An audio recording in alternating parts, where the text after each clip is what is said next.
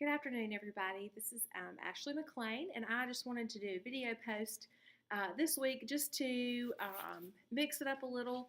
I feel like it's a lot easier to listen sometimes than it is to actually read or skim, so to speak, when it comes to discussion posts.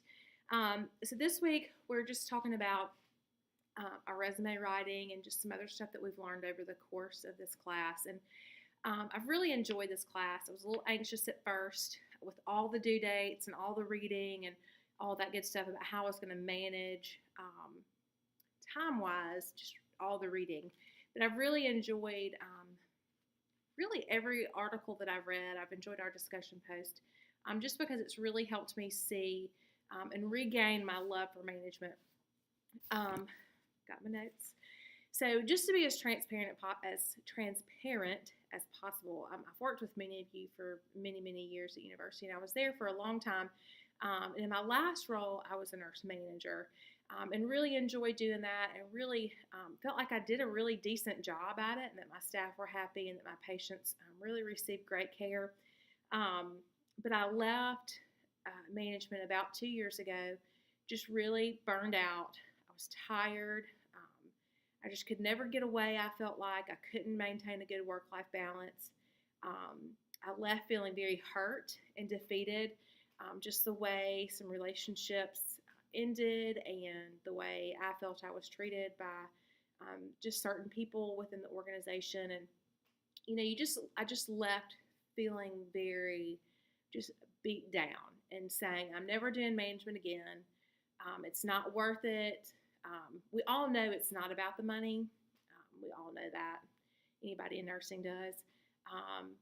And I just said, I'm never doing it again.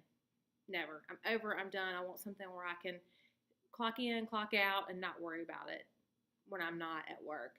But this class has really shown me that I was good at managing. And even though I felt like I left because I wasn't doing a very good job, I really was doing a good job. Of course, there are always things that you can learn from every situation, but I was good at managing and that I had the staff's respect and that I did hold everybody accountable, clear expectations, all those things that we learned, and that I may not have just been working with the right personalities. Many of y'all already know me, and y'all know that, I laugh a lot, and I love to laugh and I love to be happy. Like being sad and angry is really not something I would describe myself as overall. And I just don't think at that time that was the right place for me. And I've learned that I need to do things differently, just as I've read these articles, specifically this last one, Leadership in a Permanent Crisis. It was really eye-opening to me. Because when I was in children's, we were in a crisis mode. I mean, it was, I left in July. They had those huge layoffs that fall or that spring. I can't really remember which one. That following March, I believe, after I left in July. And, it was just a very difficult time to be in leadership at children's. And I've learned that the way that I responded to that crisis wasn't the best. Like I stayed in survival mode and just marking things off my list and not looking forward and looking into the broad aspect of things that I really needed to stop, maintain the crisis, get that situated, and really look globally for solutions. And during that time, I was really just blaming leadership for my problems. Well, they're the ones who are, taking away my budget. They're decreasing my budget without telling me. They're, doing all these things. And that necessarily was true, but the way I handled it should have been done differently. I should have really been like, okay, well, this is the reality. What are we going to do to maintain? Because as y'all know, any of y'all who have been in management, that once they cut your budget, they're not going to give you any more money. So you've just got to maintain what you're doing and work efficiently and effectively and creatively. Anyway, with what you got, because that's all you're going to get. So you just got to suck it up and move on.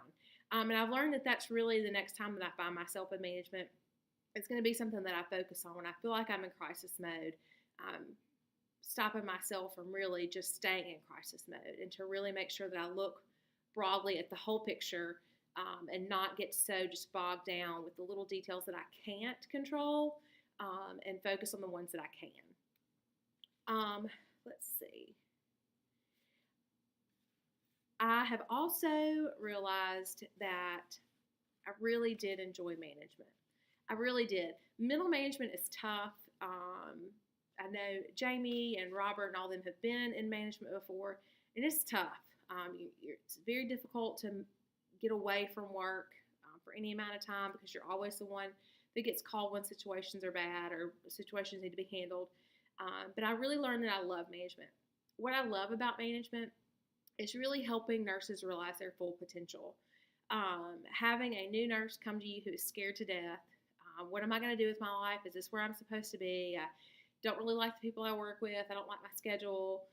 All these things, and helping them see the beauty in nursing and the beauty of the season that they're in and where they're at, to help them really grow and become the nurse that they're supposed to be, that they can be. I ran into one of my other nurses that I hired. I had her as a student on 5C. I hired her as a new nurse. And I remember one night it was PI was short-staffed, and so we were just hand-picking nurses that we knew could handle from 5C because we were sending our cardiac trained nurses down there. And so I called her and I said, look, I just want to give you a heads up. I'm sending you to the PI tonight. Your patients are going to be fine. You're only going to have 2 of them. They're coming to the floor tomorrow. You'll be just fine. I just wanted to give you a heads up.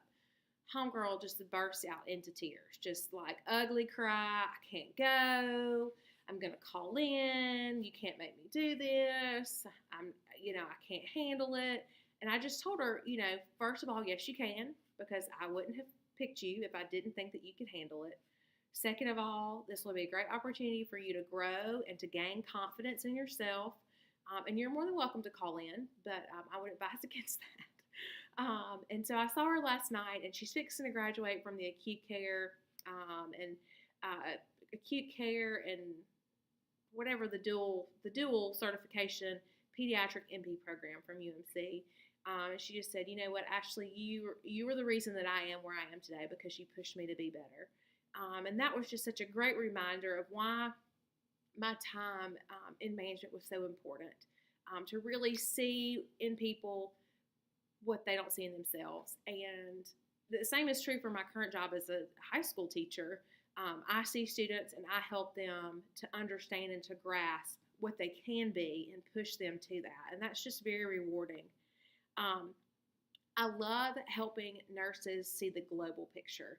It's so easy for nurses at the bedside to just stay focused right there in front of them, just their patient, just their unit, just their shift, and to help really expand that global vision to seeing, it's not just your shift, it's the unit. It's not just the unit, it's the entire hospital, but it's not just our hospital, it's the entire organization, and help them gain understanding into why things are done that way, because when they understand it, they can get others to understand it in a way that's meaningful, and it keeps the organization moving forward, and it really maintains that positive environment in the middle of a crisis. And so that's really important, helping people see the global picture and expanding their understanding of healthcare.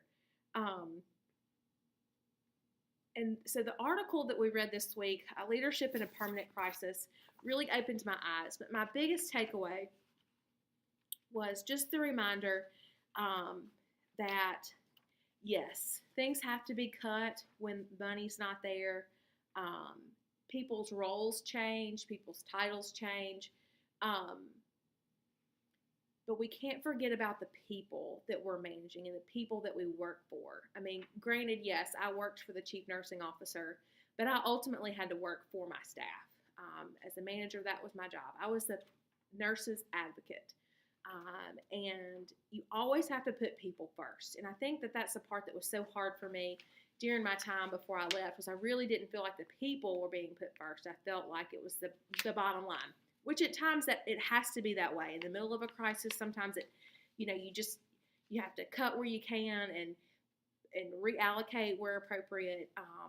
But I just really want to make sure that no matter where I end up in management, or if it's still teaching in high school, I mean, who knows, that I never forget the value and the importance of the people that I work for, because it's the people that make the organization awesome. It's the people that make UMC awesome. It's not the facilities, it's not the OR equipment, but it's the people who run it. It's the people who take care of the patients. And ultimately, in healthcare management, we have to maintain our focus on the people that we're caring for and that we're providing for, and the people that we're managing. Because people, in theory, are expendable and replaceable, but in all actuality, a lot of people aren't. So that was really been my biggest takeaway this semester. It's been a pleasure being in class with all of y'all. I know we're all just crazy, just running around like chickens with our heads cut off, but it's been really enjoyable to hang out with y'all and to get to know names. I actually met Robert the other day at Baptist, which was fun. It's like, are you in my class? But anyway, it's been a pleasure spending this semester with y'all, and I look forward to seeing y'all all again in May for our big presentation. Y'all have a great afternoon.